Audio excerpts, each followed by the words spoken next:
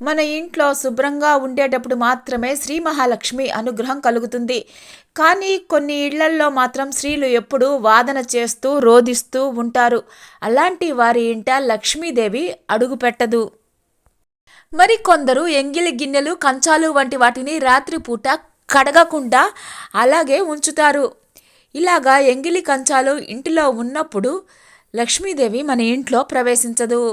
మరి కొంతమంది ఇంటిలో ఎప్పుడూ నిద్రపోతూ ఉంటారు. సంధ్య వేళలో నిద్రపోతే ఆ ఇంటికి పరమ దరిద్రం ఏర్పడుతుంది. ఏ ఇంట్లో అపరిశుభ్రంగా ఉంటుందో ఆ ఇంటిలో మహాలక్ష్మి కొలువై ఉండదు.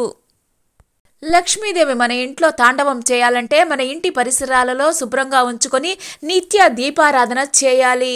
దేవుని గదిలో ఒక చిన్న తాబేలును నీటిలో ఉన్న ఒక గాజు గ్లాసులో వేసి ఈశాన్య దిక్కున పెట్టాలి. ఇలా చేయటం ద్వారా మహాలక్ష్మీదేవి అనుగ్రహం కలుగుతుంది. అలాగే తామర ఒత్తులతోటి దీపారాధన చేయటం ద్వారా ఎన్నో ఏళ్ల నుంచి బాధిస్తున్న దరిద్రం వెళ్ళిపోతుంది.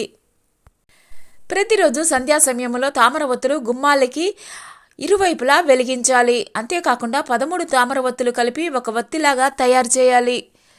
అలా 8 ఒత్తులను తయారు చేసుకొని వాటిని ఒక పద్మంలాగా తయారు చేసి వెలిగించటం ద్వారా దరిద్రం మన దరిదాపుల్లో కూడా రాకుండా ఉంటుంది.